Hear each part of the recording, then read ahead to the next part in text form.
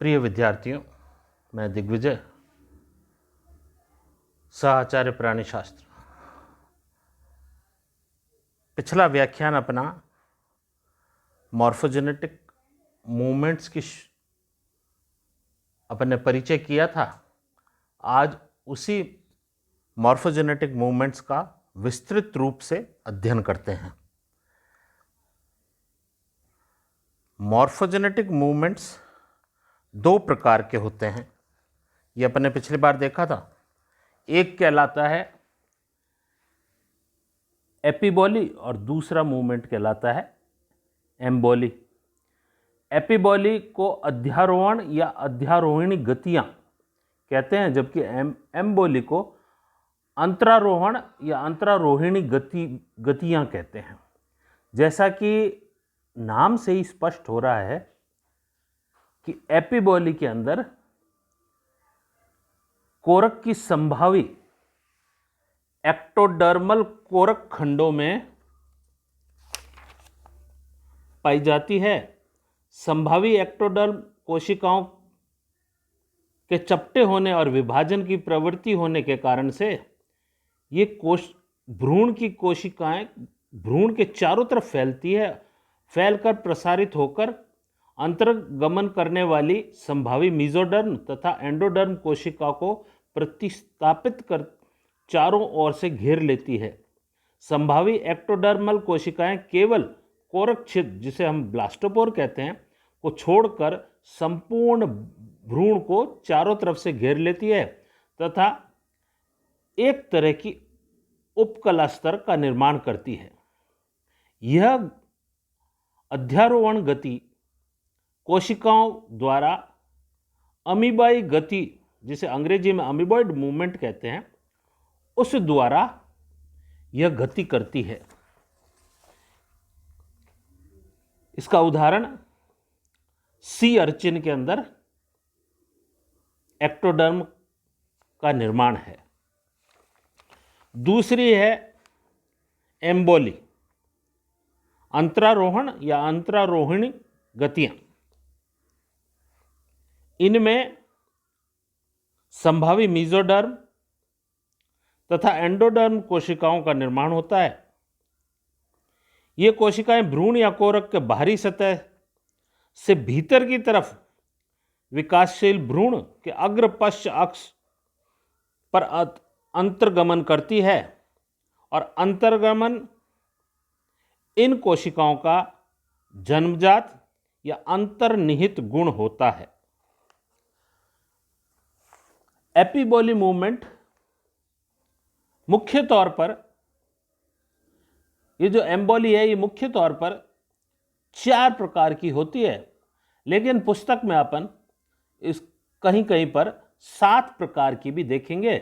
लेकिन मुख्य रूप से मैंने भी जो आपके सामने डायग्राम रखा है बनाकर,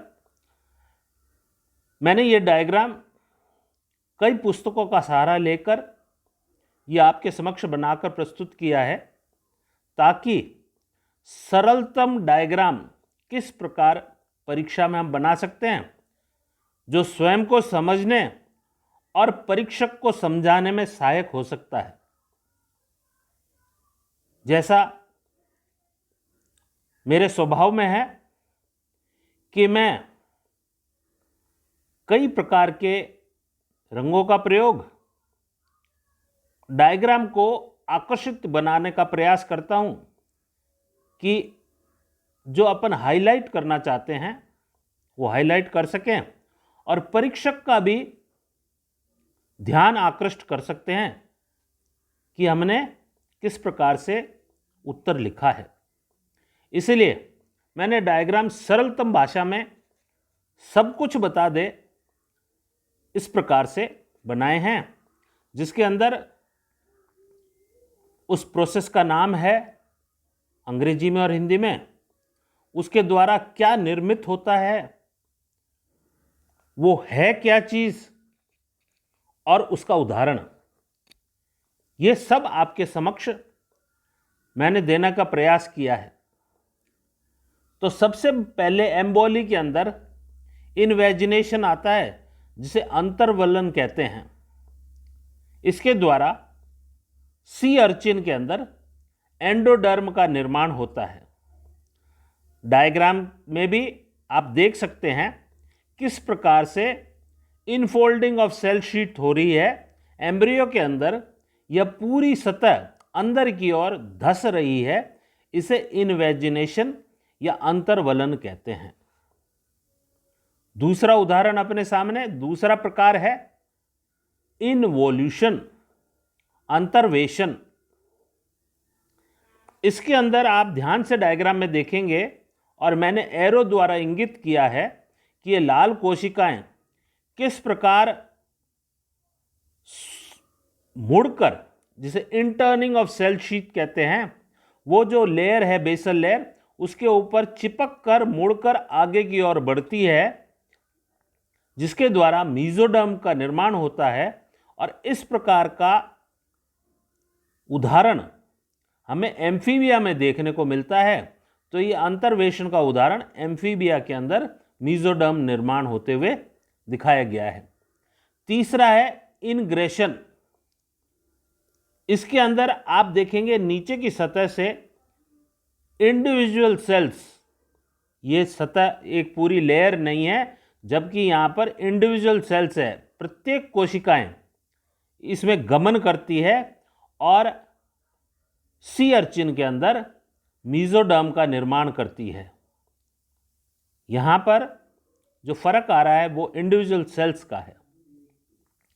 चौथा डीलैमिनेशन, जिसे विस्तरण कहते हैं, उसके अंदर या तो स्प्लिटिंग होती है या माइग्रेशन ऑफ एक शीट का दूसरी शीट से ऊपर की ओर दो लेयर का बनना।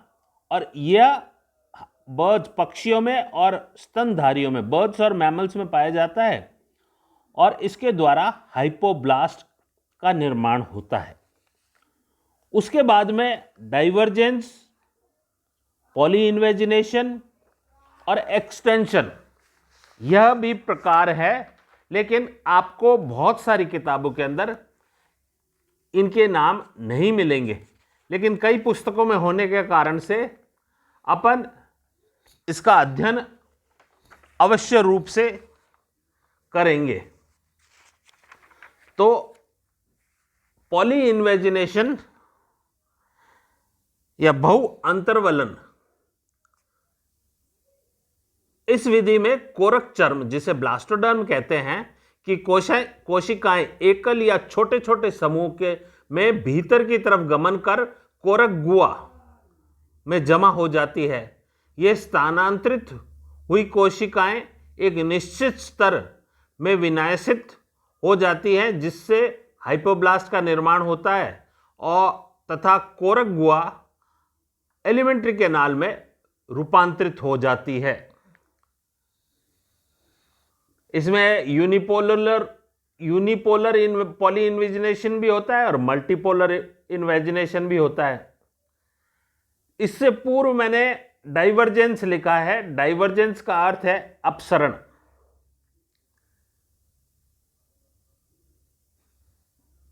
इसमें गैस्ट्रुला अवस्था के दौरान जो कोशिकाएं कोरक छिद्र, जिसे ब्लास्टोपोर कहते हैं, से अंतर्वेलित होकर भीतर आ जाती है, वे डाइवर्ज यानी अपसरित होकर भ्रूण में संभावी अंगों के विकास हेतु अपने अपने निश्चित स्थान की ओर गमन करती है। इस तरह की गतियां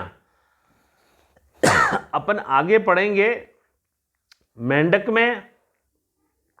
में पार्श्व प्लेट व अधर मीजोडर्म और रेप्टाइल्स, एवीज और मैमल्स में पार्श्व प्लेट तथा अतिरिक्त भ्रूणीय मीजोडर्म में देखी जा सकती है। उसके बाद में आखिरी जो है वो है प्रसरण, एक्सटेंशन जिसे कहते हैं। सभी वर्टिब्रेट एनिमल्स के विकास में प्रसरण द्वारा कोशिकाओं के गमन की क्रिया महत्वपूर्ण कारक होती है। इस क्रिया में भ्रूण अपनी अग्रपश्च अक्ष पर लंबा होने लगता है तथा इस समय बाहर की तरफ संभावी तंत्रिकीय तथा एपिडर्मल क्षेत्र तथा भीतर की ओर तंत्रिकीय प्लेट के नीचे आने पर नोटोकॉर्ड, मेसोडर्म, एंडोडर्म कोशिकाओं को लंबाई में फैलना प्रसरण का उदाहरण है।